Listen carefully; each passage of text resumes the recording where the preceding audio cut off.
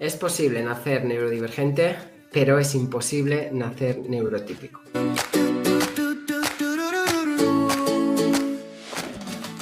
Bienvenidos a Abraza la Sonrisa Radio. Hoy tenemos una invitada muy especial con la que vamos a hablar sobre TDAH y que nos va a contar mucho a nivel profesional y a nivel personal. Recibamos con un aplauso a Lorena de Club TDAH. Buenas, ¿qué tal, Lorena? ¿Qué tal? Muy bien, muy contenta de estar aquí contigo. Nada, muy contento de tenerte por aquí. La verdad es que seguimos hace tiempo tu trabajo y bueno, como compañera de profesión, también persona con, pues gran divulgadora también, con una gran comunidad, ¿no? que trabaja día a día pues para ayudar a tanta gente, ¿no? Así es, eso es lo que intentamos cada día, divulgar y que se sepa más sobre todo lo que es, pues una persona neurodivergente y también, pues en mi caso, especializada en el TDAH, como mujer TDAH, además de profesional. Qué bueno. Fíjate, vamos a empezar por lo básico, ¿no? Porque fíjate que nos escucha distinto tipo de público, muchos de ellos son parte de la comunidad, que sí que saben de lo que hablamos, pero ¿qué es el TDAH? Vale, el TDAH, pues como las propias siglas indican, es un trastorno de déficit de atención e hiperactividad. Para mí realmente déficit de atención no sería lo correcto, ¿no? Creo que lo que hacemos es, pues mostrar atención a muchísimos estímulos a la vez y eso hace que no podamos enfocarnos en aquello que a lo mejor en ese momento es requerido, ¿no? Pero hoy en día es pues un trastorno de déficit de atención e hiperactividad. A mí me gusta llamarlo atención divergente, ¿no? O sea, tendemos de manera distinta y dentro de eso hablaremos mucho de retos, pero me gusta hablar desde esa perspectiva. Aquí hemos ido apuntando algunos temas para tratar, ¿no? De la manera personal, sobre todo, ¿no? Yo ya te comentaba fuera de micrófono que yo también soy una persona con TDAH, diagnosticada de adulto, y ahora cada vez tenemos más personas adultas diagnosticando, ¿no? Yo siempre, pues cuando voy a congresos o con familias o simplemente hablas en la calle, siempre hay gente que te dice eso de, bueno, ahora todo el mundo es TDAH, ahora todo el mundo, y siempre les hablo ahora tenemos la neurociencia que nos ayuda a conocer todo esto, ¿no? Pero ¿qué características tiene, para dejarse un poco más claro a nuestros oyentes, qué características tiene una persona con TDAH? Claro, mira, me hace mucha gracia porque es verdad que estamos ahora, ¿no?, con la frase de, madre mía, ahora salen TDAHs por todos lados, ¿no? Todo el mundo tiene TDAH. O bueno, es que eso también, sí, incluso nos ponen en los comentarios de, bueno, yo no tengo TDAH y me pasa también eso.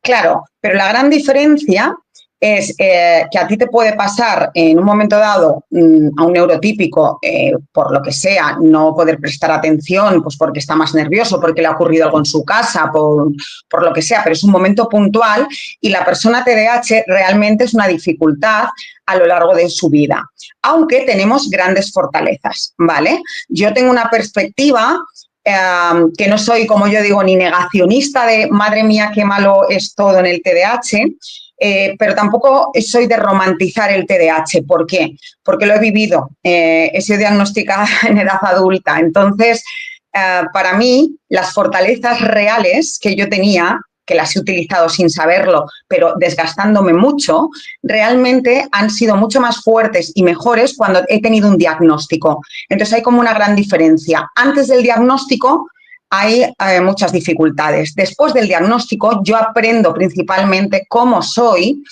aprendo a autorregularme. Habrá veces que efectivamente sigo siendo TDAH, porque esto no es algo, como decimos, ¿no?, que se tiene que curar ni nada por el estilo, pero sí que para mí ha sido no solo un gran alivio, sino que he aprendido tanto de mí misma que ya lo he convertido, pues algunas fortalezas que no sabía que tenía y pensaba que era una debilucha, vamos a decirlo así, pues realmente en una fortaleza y en valorarme a mí misma. Y luego te hablaré, si quieres, de la resiliencia, ¿no? Sí, Que nos dice la resiliencia.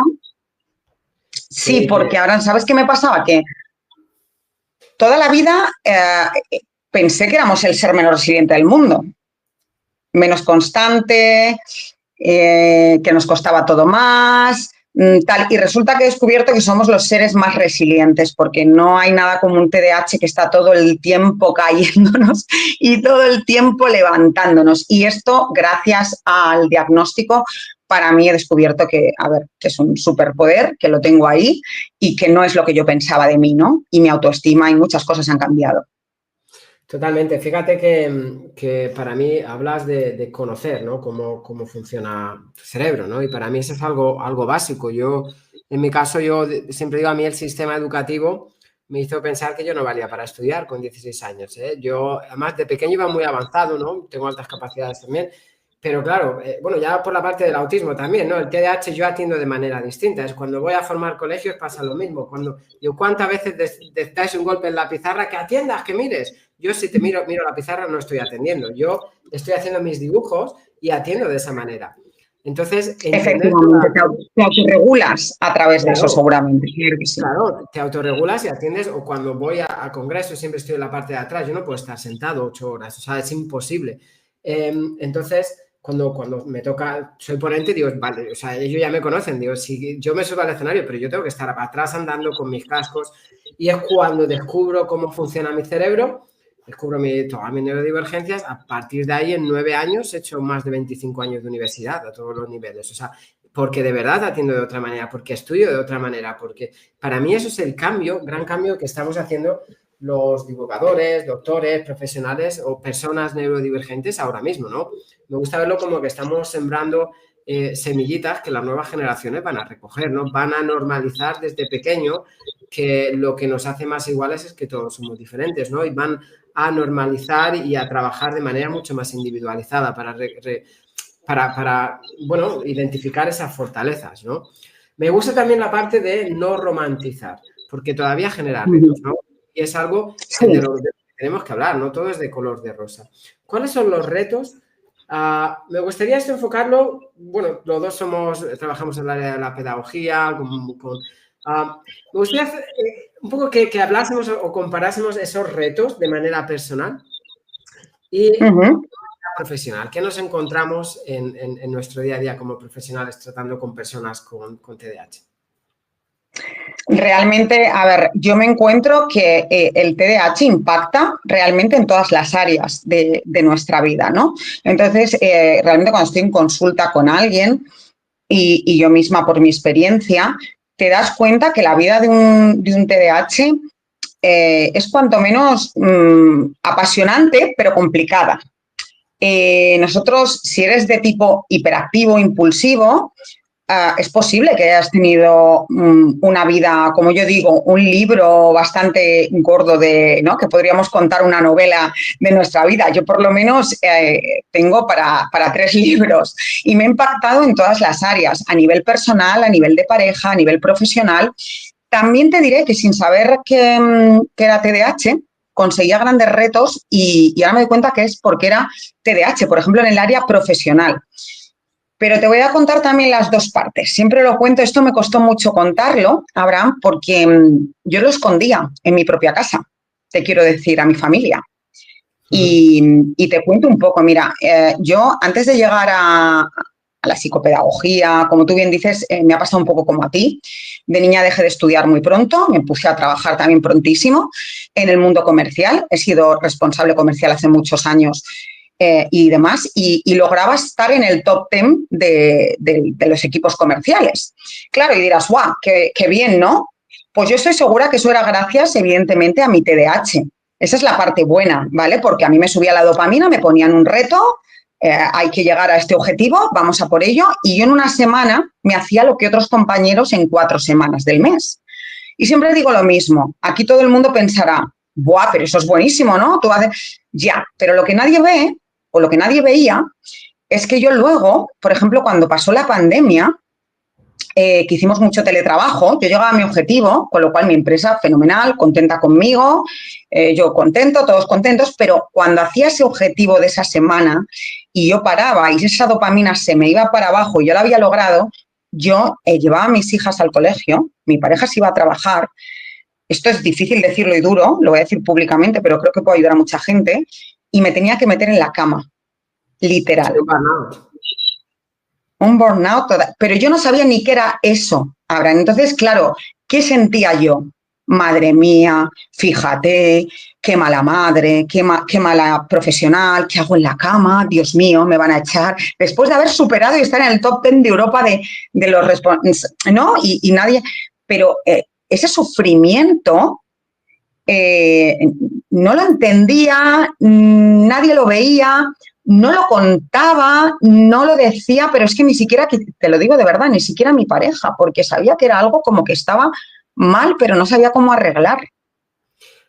Mira, totalmente, es que me resuena... Me acabo de abrir el corazón abierto, pero creo que es la manera de ayudar. De hacer llegar a la gente y de ayudar. Fíjate que me resuena mucho porque es algo que de manera personal me ha pasado mucho. O sea, me encanta que me inviten a congresos por todo el mundo. O sea, y me encanta. Y ahora bien, son 8 horas, mucha adrenalina. Dices, joder, bueno, estoy aquí en una de las mejores universidades de Latinoamérica. Soy el ponente magistral. Está todo muy bien, ¿no? Genial. Ahora, eso es. Luego viene el bajón. Y todo ese bajón es algo que hay que pasar, ¿no?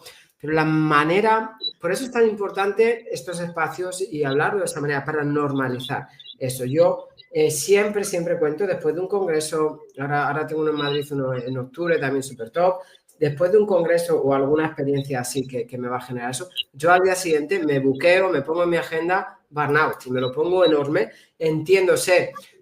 Bueno, porque sé que al 90% me va a pasar. Si me libro de él, bien está, ¿no? Pero me lo permito, ¿no? Y me permito, además me tengo preparado, pues películas siempre tengo la misma, ahí sale mi parte autista, también siempre tengo 2 películas que sé que me ayudan a pasar el día, o sea, y ese día me lo permito. Qué bien, claro.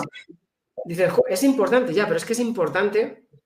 Fíjate, yo trataba una chica que hablamos de una persona hace un par de años, que claro, que ella había sido, porque eso es otra cosa, ¿no? ¿Cuántas personas neurodivergentes, cuántas mujeres sobre todo? ¿No? Es un poco lo que comento siempre del sesgo, el sesgo a la hora de diagnosticar, ¿no? Por ejemplo, autismo y todos los instrumentos diagnósticos. Claro, esta chica resulta que era autista, tenía TDAH también. Entonces, claro, yo le hablaba del burnout cuando vino a mí porque no llevaba años en terapias, había sido diagnosticada anteriormente con trastorno de depresión, bipolaridad, pues unos trastornos que no tenía, porque hacía años no se diagnosticaba este tipo de cosas. No se diagnosticaban, exactamente. Nunca se me olvida que cuando le hablé del burnout, he hecho a llorar. Y digo, porque ella sabía que yo daba una actividad y le dije, ponte en la agenda y acepta y entiende que tú necesitas un día para estar en la cama y tener ese burnout, porque tu cerebro funciona así. ¿Sabes por qué se ponía a llorar? Porque era como de un parte de felicidad, me decía. Es que toda la vida, como me han tratado con un trastorno depresivo, me prohibían casi estar en la cama un día porque iba en contra de una depresión que no tenía, que tenía un burnout porque era una persona neurodivergente, y fíjate si ese tratamiento, si esa intervención hubiera sido distinta desde el principio. Mira, Abraham, pelos de punta, te lo digo de verdad, porque a mí cuando me pasaba eso estaba sin diagnóstico todavía. Y la sensación ahora es como, Dios mío, qué verdad y qué sentimientos de culpa y qué aguante hemos tenido y sintiéndonos tan mal, ¿no? Como que hay algo mal en mí, era, ¿no? La historia. Más que en todo el camuflaje social, que no es tan acentuado quizás en una persona con TDAH como es en una persona autista, pero todavía hay mucho, también se hace mucho más que en camuflaje social en cuanto a ciertas situaciones, ¿no? Y es importante, bueno, porque es importante que a la hora de tener pareja, a la hora que conozcan, ¿no? O sea, conozcan nuestros tiempos también. Yo cuento así de risa siempre, yo me levanto por la mañana, yo soy un torbellino, me tiro una hora, además, mi paseo por casa pensando en mi día que me puedo hacer una maratón andando, ¿no? Pues claro, tu pareja tiene que acompañar esos tiempos también, ¿no? Y tienes que ir desarrollando, bueno, pues al final es un cerebro que funciona de manera distinta y para mí, algo maravilloso tener una pareja que lo entiende. Yo siempre digo, mi pareja es la primera pareja que tengo siendo autista con TDAH, síndrome de Tourette y altas capacidades. ¿Por qué? Porque antes no lo sabía, antes no tenía el diagnóstico. Y allá la conocí ya de esta manera, o sea, ya abierto, que cuesta mucho y que entiendan esa parte, ¿no? Para mí es algo básico, el contexto, el entorno. Totalmente, no, y a nivel social, ¿no? Lo que tú dices. Y luego también el camuflaje. Yo he camuflado muchísimo, pero vuelvo a lo mismo, el camuflaje, por ejemplo, ¿no? Hablábamos de trabajo, pues entrevistas de trabajo. Era capaz de convertirme en ese momento con esa adrenalina de la entrada a la entrevista, se convertía en un reto que para un TDAH eso nos encanta, un full de dopamina, a ver si era como un reto el que me contrataran, ¿no? Ya no era el trabajo en sí, sino el reto de que me contraten. Entonces me convertía en el personaje ideal porque te puedo decir que incluso estaba trabajando con personas a mi lado que yo no tenía a lo mejor los idiomas necesarios en ese momento, pero la entrevista la pasé tan bien que allá fue. Yo sé que es gracias a mi TDAH, pero ¿cuál es la otra parte? Lo que tú dices, una camuflaba totalmente. O sea, luego, claro, el burnout, luego el trabajar allí y aprender me costó el doble que a todos y era la patosa de turno hasta que una vez que controlaba todas las herramientas, digamos, ofimáticas y demás, ya me convertía en un Ferrari, por decirlo así, pero volvemos a lo mismo. El Ferrari luego se quedaba sin gasolina, ¿no? Claro, y yo para mí es el mayor reto, ¿no? Es toda esa parte, ¿no? Bueno, también la parte de autismo, ¿no? Con toda la sobrecarga sensorial, también lo hace un poquito más complicado en ciertas situaciones, ¿no? Pero es importante claro, que la gente entienda, sobre todo esa parte de la que hablamos, ¿no? Que después, bueno, al final una persona con TDAH es buscadora constante de dopamina y de todas estas emociones pero claro, después de eso viene todo el bajón y el bajón muchas veces pues es muy complicado y hay que saber llevarlo también, hay que saber aguantarlo y hay que tener siempre el entorno y el contexto adecuado para que una persona con TDAH pues desarrolle también su máximo potencial, ¿no? En cuanto a los niños, ¿no? Fortalezas. Vamos a hablar de fortalezas. Venga, de lo bueno. Y tenemos muchas. Venga, lo bonito. Creatividad, totalmente, o sea, me da igual. Hay quien es pintor, hay quien es cantante y hay quien, pues eso, ¿no? Te vende la moto, me da igual, pero tenemos muchísima creatividad. Es un pensamiento como diferente. Bajo situaciones de estrés, trabajamos muy bien, aunque luego venga el burnout, pero en ese momento somos bastante estratégicos y bastante, donde no funcionamos, fíjate, o sea, en la paz, en la tranquilidad, en esto que a veces no nos falta dopamina, justamente en las situaciones de estrés es donde nosotros damos más. Te digo una cosa, creo que somos buenas personas, te lo digo de verdad, creo que somos muy dicharacheros, muy divertidos, yo no sé, habrá de todo como en todos lares, ¿no? Como se suele decir, pero me considero una tía muy, muy divertida, una madre atípica, por decirlo, porque soy muy bromista, hago muchas tonterías, hago lo mismo que pueden hacer mis hijas, que a veces pues a las adolescentes ya les da vergüenza, ¿no? Pero eso es una parte del TDAH muy graciosa, que también está el típico niño, claro, que luego echan de clase porque es el gracioso de la clase. Pero es que yo creo que hay que tener sentido del humor, somos personas extraordinarias en muchas cosas, ¿no? Y muchos CEOs de grandes empresas son TDAH. Y si nos saben sacar, ¿sabes lo que veo yo? A nivel educativo ahora tenemos un gran problema. Tenemos un gran problema en la educación de hoy en día. Aún no se trabaja con las fortalezas. O sea, es como, bueno, pues si suspendes tal, ¿no? Le pones más a esa que suspendes. Bueno, a lo mejor habría que ver un poco por dónde vamos caminando cada uno, cuáles son nuestras fortalezas y trabajarlas ya desde la infancia. Yo aquí tengo, bueno, mi historia, ¿no? Yo viajé mucho durante unos años, durante el doctorado y investigué mucho el impacto del autismo, condiciones neurodivergentes en la cultura condiciones neurodivergentes y creé un modelo pedagógico para la neurodiversidad por el que me dieron el cum laude en la tesis y es un poco lo que hago mucho por todo el mundo también, hablar sobre ello. Y fíjate que yo para mí el sistema... Enhorabuena. ¿Cómo? ¿El qué? Que enhorabuena, que esos son grandes logros.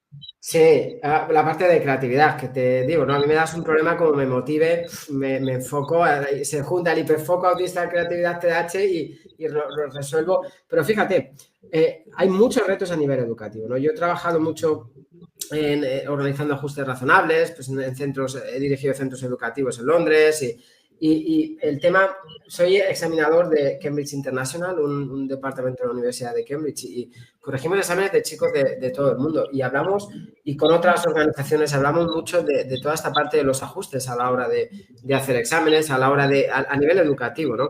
Para mí uno de los grandes errores de la educación es que no evalúa progreso, evalúa de una manera muy comparativa, compara resultados, ¿no? Yo hago siempre a mis alumnos del diplomado que hago a través del College de Londres sobre este modelo pedagógico o otros profesores que he formado, siempre digo lo mismo, digo, mira, les pongo una, pican todos, ¿eh? Les digo, mira, Jack, un estudiante, hace una carrera a principio de curso y queda el segundo de la clase. Al final de curso, mismas condiciones, mismos estudiantes, queda el octavo de la clase. ¿Saca más nota o menos nota? Todos los alumnos te dicen menos nota. Y yo siempre les digo, falta un dato muy importante. Os falta, de hecho, el dato más importante. ¿Cuál? El tiempo. No os he dicho el tiempo que tardaba al principio o el tiempo que tardaba al final, ¿no? Entonces, claro, al final no evaluamos progresos. Digo, puede ser que en la primera Jack haya tardado 3 minutos y en la segunda, la última, haya tardado 2 minutos. Si os digo eso, ¿saca más nota o menos nota? Más nota, evidentemente. Y ese es muy punto de la individualización, a la hora de evaluar, a la hora de la intervención, tener en cuenta que, es que hoy sabemos, gracias a la neurociencia, que todos los cerebros son diferentes. Todos procesan la información. No hay dos cerebros únicos. Fíjate que como sociedad aceptamos que todos tenemos huellas dactilares distintas. Sabemos que los cerebros son distintos también, pero no llegamos a aceptarlo. No llegamos a trabajar desde esa perspectiva a nivel educativo. Y tenemos herramientas, ojo, para hacerlo ahora, ¿no? Inteligencia artificial, acceso a un montón de recursos que hace años no se tenían. Hay nivel educativo es muy complicado por la falta de formación también. ¿Qué carrera estudiaste? ¿Pedagogía? ¿Psicopedagogía? Pedagogía. Y luego he hecho también especialidad en trauma y apego, ya por otro lado porque soy una enamorada del trauma. O sea, yo realmente venía del trauma. Acabé en el TDAH por mi diagnóstico. O sea, fíjate lo que es la historia. Pues siempre hago esta pregunta, cuando voy por ahí también, ¿cuánta carga lectiva tenías en pedagogía? Porque yo estudié pedagogía en España, no, luego la terminé en Reino Unido. Pero ¿cuánto estudiaste sobre condiciones neurodivergentes en la carrera? ¿Nada? ¿Una semana? Poquísimo. Nada, no muy por encima. Claro. Y nada, o sea, y pues igual que las adaptaciones curriculares, que hay que tenerlo como muy claro y tal, todo tocado por encima, o sea... y luego a nivel, eso era cuando estudié, pero es que a nivel actual yo creo que hay veces que sigue pasando lo mismo. A ver, quiero lanzar una lanza a favor, que sé que hay profesionales del sistema educativo que seguro que lo están haciendo genial y preparándose y cada día mejor, pero yo no es lo que me encuentro, pero tampoco, fíjate, a nivel luego de diagnóstico o de profesional sanitario, también los hay geniales, ¿vale? Pero yo tengo que decir a Abraham, no solo pues porque lo veo y lo palpo a veces a nivel cuando hablo con mis pacientes, ¿no? Con mis TDAHs, como yo digo, con mis chicos, y vienen después de muchos años de haberle dicho siquiera en la seguridad social que el TDAH no existe, o que eso es una cosa de niños, pero hoy en día... Y a mí me pasó. O sea, yo fui diagnosticada por una asociación, por lo privado y tal, me fui a mi médica de cabecera estupenda que lo entendió, pero lo entendió, te voy a decir por qué, porque me dijo que tenía una compañera estudiando medicina cuando ella hizo la carrera, que llegó un día y le dijo, oye, ¿sabes qué? Me han diagnosticado TDAH. Ella le dijo, es imposible. Dice, no puedes estar haciendo medicina y ser TDAH. Y entonces su compañera le explicó todo y ya lo entendió, entonces tuvo mucha empatía conmigo. Pero de ahí fui directa a una psicóloga de la Seguridad Social, que me derivó ella, lógicamente, ¿no? Para ver un poco qué pues, tratamiento, no tratamiento, luego con la psiquiatra y tal. La psicóloga en concreto cogió el diagnóstico, esto es real, ¿eh? Lo tiró en la mesa y me preguntó que si, primero, que no podía tener TDAH porque había trabajado como responsable de equipos comerciales en una multinacional. Sí.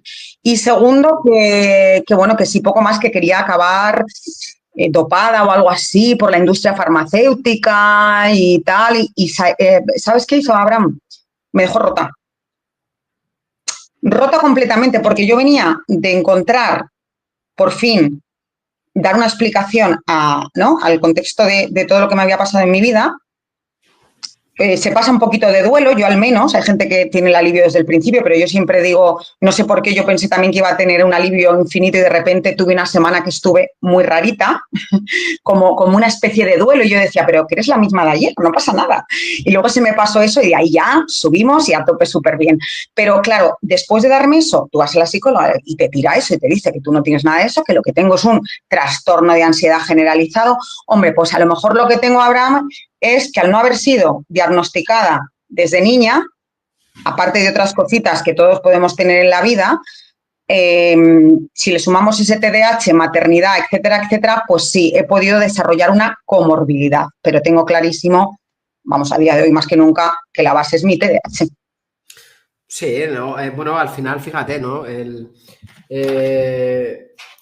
Bueno, hay números que abruman, ¿no? Entre personas neurodivergentes, números que bueno, como también es un horario en el que no se pueden hablar de esas cosas, pero hay estadísticas bueno, que invito a la gente que nos escucha a escribirnos, que podemos, cualquiera de nuestros perfiles en redes, pero estadísticas que siguen asustando, ¿no? En cuanto a personas neurodivergentes, ¿no? La cantidad siempre digo, o sea, somos una persona neurodivergente, por porcentaje o por tasa desarrollamos más enfermedades mentales que una persona neurotípica, pero no es una predisposición genética, ¿no? Es un entorno, un contexto que nos ha sabido acompañarnos desde que somos pequeños, ¿no?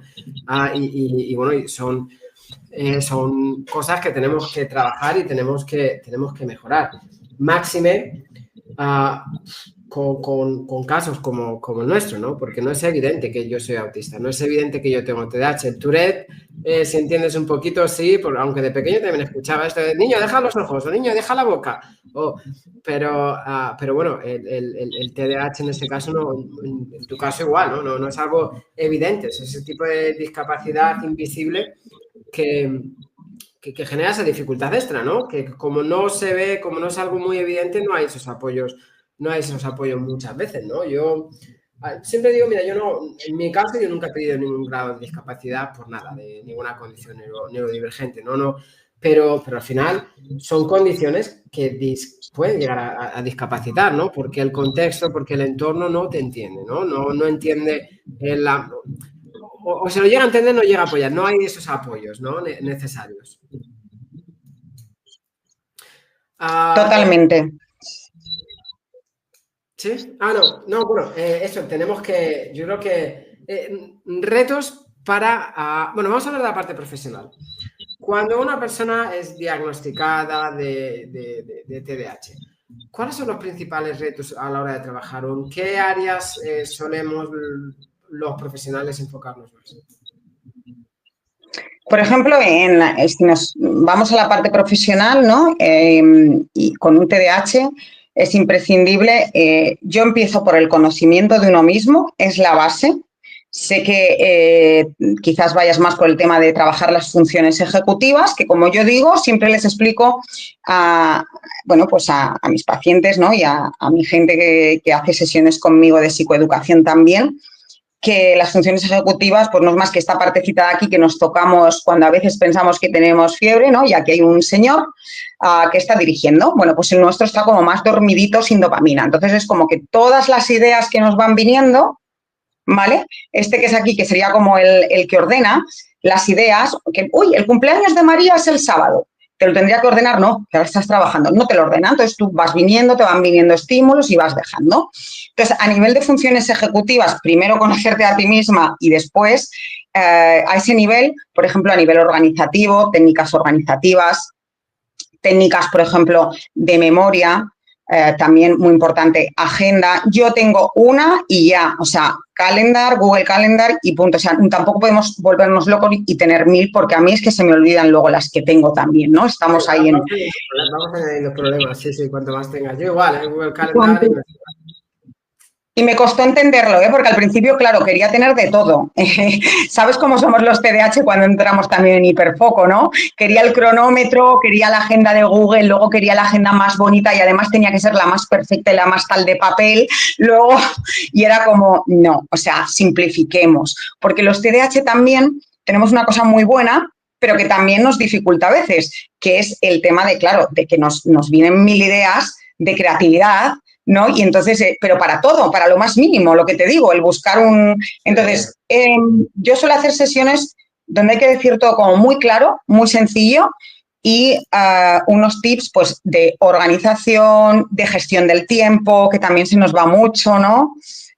Nos cuesta también porque a veces nos inmiscuimos en algo que hemos entrado porque nos gusta más que el otro que teníamos que hacer y se nos va. Pues toda esa parte. Luego en el estrés, lo que te decía, trabajamos muy bien y también, mira, lo que tú decías, para mí es muy importante y he aprendido que es muy importante el descanso, el aprender, porque venimos todos como muy acelerados. O sea, un TDAH ya de por sí somos aceleradillos, ¿no? Tenemos vidilla cuando no estamos en burnout. Si no, no tenemos nada. Pero cuando no estamos somos...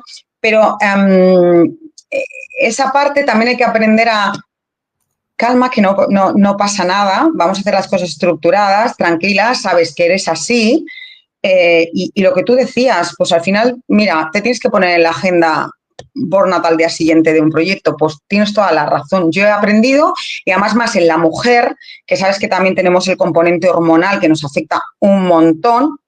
Lo hablo muchísimo también con las mujeres que trabajo, ¿no? Hay que saber que tenemos días que van a ser así y lo que tú dices, a lo mejor es el día de parar para luego poder arrancar y llegar a todos esos objetivos. Entonces, por un lado hay un trabajo, como muy digo yo, de psicoeducación y cognitivo-conductual de cómo trabajar, cómo organizarte, cómo hacer la gestión del tiempo, pero para mí es muy importante también esa parte de conocerte y quitar ese sentimiento de culpa que aparece constantemente, porque si no entramos en un bucle peligroso donde ya también podemos caer un poquito burnout, depresión. No es que tengas depresión, es un estado en ese momento momentáneo, pero que incapacita para lograr tus objetivos. Ahí viene la incapacitación, ¿no? La discapacidad en esos momentos en los que, bueno, pues que es importante trabajar. Yo no podría estar más de acuerdo contigo en que para mí lo primero es el autoconocimiento siempre. Igual que con una persona que es diagnosticada de autismo, TDAH, para mí el autoconocimiento. O sea, entender qué parte... porque podemos, claro, que mediante el autoconocimiento vas trabajando funciones ejecutivas. Ojo, también se puede ir trabajando en distintas áreas. Pero claro, hay que entender muchas veces qué parte es el TDAH, ¿no? Y qué parte... Porque luego cuando en esta etapa de masking, en esta etapa de transitar por diferentes diagnósticos hasta que llegas al diagnóstico final de TDAH, en muchos casos han transitado por otros diagnósticos. Al final se genera una crisis de identidad en muchos aspectos, ¿no? ¿Quién soy? ¿Cómo soy? Esto es... Así es, o sea, que es impresionante. Para mí el autoconocimiento... Yo he vivido siempre, Abraham,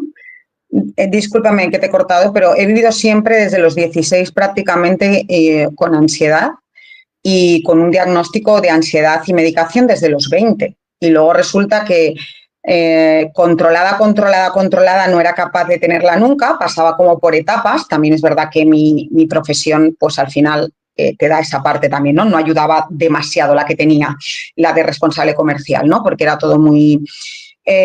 Pero qué casualidad, oye, que llego al diagnóstico y me hacen un cambio y es que está controladísima. Evidentemente, tengo mis momentos, sé cuáles son mis días, pero yo no he vuelto a sentir a lo mejor, salvo que tenga alguna cosa que ha ocurrido en ese momento grave, que a todos nos pueden pasar cosas en la vida, ¿no? Y es normal sentir eso. no volví a tener esa sensación de ansiedad constante, porque yo llegó un punto que esto de la curva que nos cuentan, de la ansiedad es una curva que sube, llega aquí y luego baja. Bueno, pues yo es que no, yo sentía era un nerviosismo constante.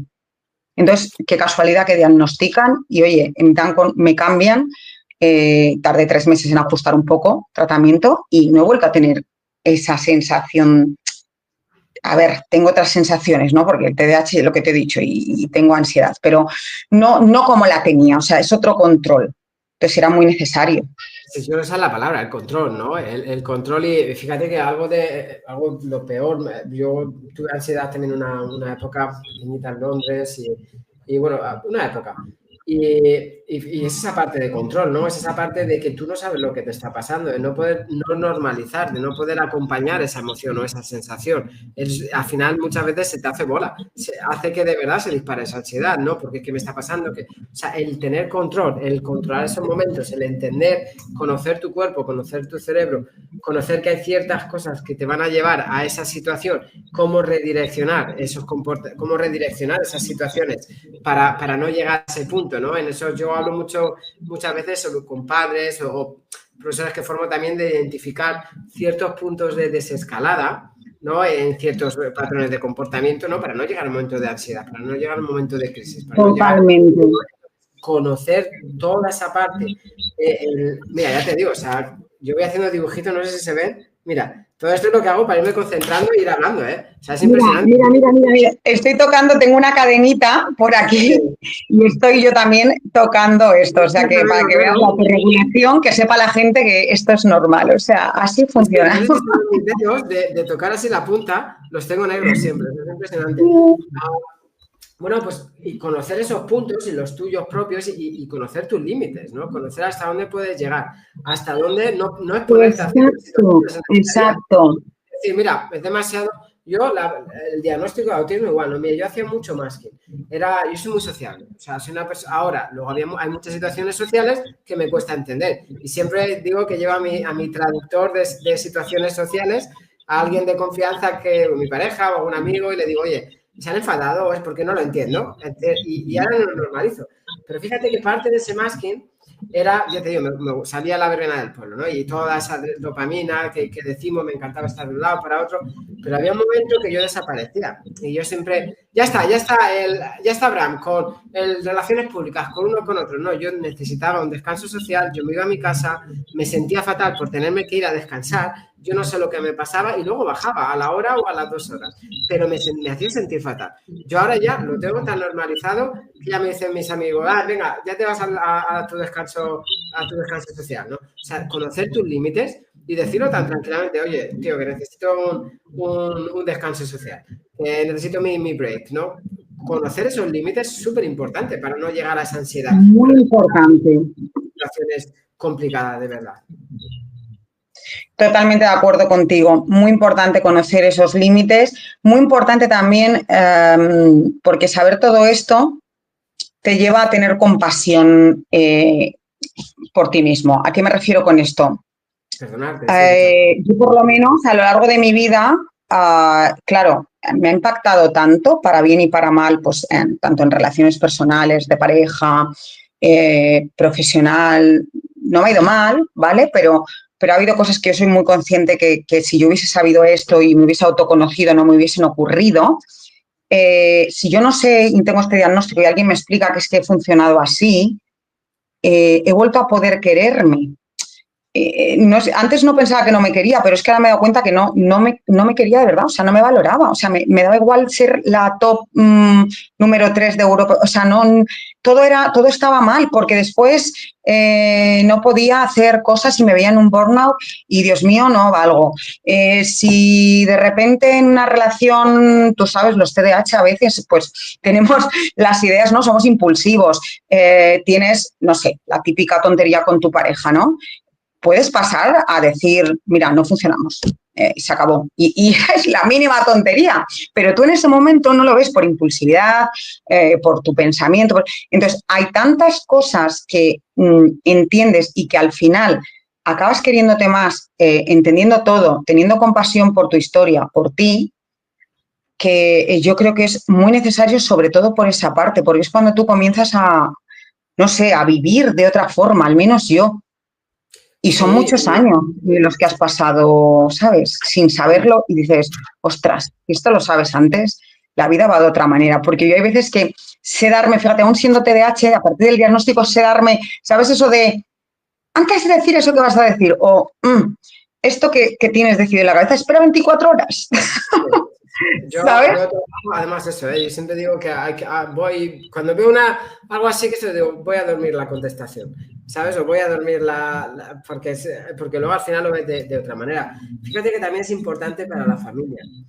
Pero mira, yo cuento algo mucho de mi madre, ¿no? Yo he vivido en Londres 12 años y yo venía a casa y entre que no paraba y claro, no tenía tampoco mi rincón para estudiar. Yo soy muy de ese tipo de cosas, ¿no? Y claro, no tener eso, claro, yo venía aquí y mi madre, yo recuerdo años llorando, o sea, decía, es que mi hijo no quiere estar conmigo, es que viene cada 6 meses o sobre todo al principio, ¿no? Que podía pasar 9 meses sin venir, o 8 meses que no quiere estar conmigo, porque yo llegaba y yo decía, es que me quiero ir a mi casa, yo estaba nervioso, perdido, me quiero ir a mi casa, no sé qué hago aquí, no tengo mi mesa, no sé qué hago aquí. Y yo me tiraba todo el tiempo en Londres deseando venir aquí y ver a mi madre y a todo el mundo, es mi sitio favorito, ¿no? Pero yo me tiraba porque me incomodaba, ¿no? Yo soy autista, mis rincones, todo ese cambio de rutina, todo, se hace muy complicado. Y mi madre, yo recuerdo que yo a veces, claro, para que no se sintiera así, yo decía más que decía, no, estoy bien ya, pero estaba en mi habitación, no estaba bien, o yo, mi madre. Fíjate cómo cambia la connotación. Cuando empezamos a dar el diagnóstico, cuando empiezas a mirar todo eso, mi madre pensara pensara que no la quiero, a pensar cuando empecé a venir, ella ya normalizaba, ya sabía, uy, mi hijo está pasando por un momento malo. Y en vez de ponerme más estrés, que ella, sin quererlo, me hacía sentir peor, porque yo la veía llorando, la veía mal, ella ya, hijo, me estaba. Es algo que me emociona siempre, porque me abraza. Y ojo, no es que yo me cambie, porque yo sigo pensando en qué hago aquí, sigo teniendo ese malestar, pero ese abrazo me ayuda a calmarlo un poco. Y para ella fíjate la connotación, pensar, mi hijo no me quiere, no quiere estar conmigo para una vez que viene, no sé, no me quiere, a pensar, mi hijo pasa un momento complicado por su condición, que se va a pasar en un día, y yo soy la única que puedo ayudar a calmarse un poquito, a calmarle un poquito. Fíjate, ha cambiado la connotación totalmente, ¿no? Entonces, para los padres, yo creo, y para la familia, entender muchas veces pues que no es que sean unos malos padres que malcrían a sus hijos, que se escucha mucho por ahí en el autismo, en el TDAH, que es caprichoso. No. Tu hijo tiene una condición, su cerebro funciona un poquito de manera distinta y lo estáis haciendo fenomenal porque os estáis preocupando y os estáis apoyando en todo lo que podéis sin saber cómo hacerlo muchas veces, ¿no? Cambia la connotación totalmente. Mucho, porque, a ver, yo doy con madres, ¿no? Que llegan realmente tocadas y realmente mal, con mucha culpabilidad, piensan que todo lo hacen mal, además tienen la mirada crítica de la sociedad, de otras mamás o personas del parque o de incluso los abuelos, bueno, pues que no lo entienden, es que lo tenéis mal educado, es que... Y hacerles entender eso las ayuda muchísimo, las ayuda muchísimo. No deja de ser duro, siempre lo digo, la maternidad ya es muy bonita, pero es muy dura ya de por sí. Yo tengo 3 niñas, o sea que doy fe. Pero cuando además, bueno, pues aparecemos nosotros, ¿no? Que yo creo que somos como un regalo, pero también como un terremotillo, pues les removemos mucho. Pero también nosotros sufrimos, te quiero decir, las mamás, los papás, etcétera, sufrido, y el niño, la niña, yo digo también, ¿no? Mi niña interior, digo, pues también sufría, porque era como, madre mía, te han quedado no sé cuántas, no, eres una niña, pues una tendía, soñadora, llegaba a casa, yo a lo mejor le decía, porque mi hermana sí que me decía siempre, Lorena, yo creo que tienes TDAH. Y yo me acuerdo que antes de todo esto, yo le decía, ¿no? Del diagnóstico, de investigar, de ponerme en hiperfoco, porque ahora es pasión por el TDAH, ¿no? Pero en aquel momento que no lo sabía, yo pues eso, psicología, pedagogía, trauma, que soy una enamorada también de ello, aunque sea duro, no lo veía porque, claro, la imagen que tiene todo el mundo es el niño ese gamberro, se sube a los árboles. Sí, yo fui rebelde, pero no era, yo le decía, yo no me subía a los árboles, no, y claro, es que la mujer tampoco se da así, no hace falta subirte a un árbol para, pero ¿qué recordé? ¿Cómo empecé a verme? Empecé a verme que olvidaba siempre el abrigo, me caían unas broncas. Claro, mis padres sufrían por las notas, lo veían todo casi, ¿no? Pero es que yo también sufría porque yo llegaba y digo, me quedaba como, es que no lo sé, el abrigo, o sea, yo lo intento, pero es que no lo sé, te cuento esta tontería, ¿no? Pero luego recuerdo cosas que me hicieron pensar, digo, joder, ¿pero qué hacía yo cuando llegaba del cole a casa? ¿Y sabes qué hacía, Abraham? Yo me encerraba en mi habitación durante 3 horas. Me acuerdo que en aquel tiempo se llevaban unas Reebok así de estas bueno, que me las ponía y tal con las mallas. Me podía pasar 3 horas bailando delante del espejo, yo sola, boom, boom, a mi aire. O sea, luego no te creas que en el colegio me verías como la niña más deportista del mundo. Es más, no me gustaba porque teníamos que saltar el potro, no sé qué, no se me daba bien nada de eso. Pero yo llegaba a mi casa, me ponía Mecano o la música que me se llevara o que a mí en ese momento tal, bueno, incluso música clásica, o sea, que esto también tampoco era muy común, y yo bailaba cualquier cosa, a veces como una bailarina, y ahí digo, eso era TDAH también. Sí, totalmente. ¿Sabes? Por eso es importante, fíjate que en cuanto al diagnóstico también hay muchos papás que hablan conmigo, incluso amigos, ¿no? Y tienen miedo a la etiqueta, ya, pero es que le van a poner una etiqueta y yo digo siempre que yo lo de etiquetas positivas y etiquetas negativas. Las negativas, ojalá que algún día no necesitemos etiquetas, ¿no? Pero las negativas son, tu hijo es un travieso, es un malcriado, hace lo que quiere, tú eres un mal padre, es un tonto, todas las etiquetas que se escuchan son negativas.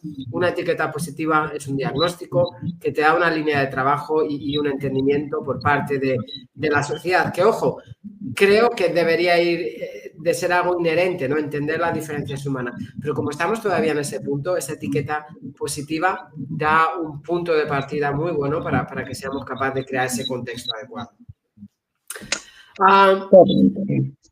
Bueno, por ir cerrando, la verdad es que es una pasada, ¿eh? O sea, me está encantando y aquí está más que invitada. Además, yo sé que se me está pasando el tiempo volando, o sea, súper bien. Solo habrá, mira, decirte una frase, que esta frase siempre la digo yo y la tengo ahí como, y me parece muy bonita y es, siempre digo que el diagnóstico, al menos para mí, el diagnóstico es el faro que te va a llevar a una mejor calidad de vida.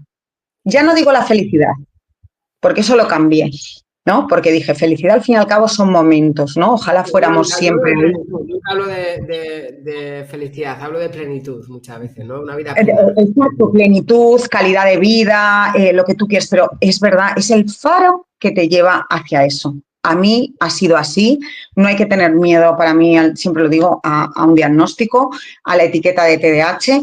Todos hemos pasado quizás por ahí, yo al menos, me acuerdo incluso cuando abrí Instagram con el TDAH para contar mi historia, ahora me costó mucho decir que yo era TDAH. ¿Y qué pensaba? El síndrome del impostor. Se van a pensar que soy menos profesional porque lo tengo. Dios mío, ¿no?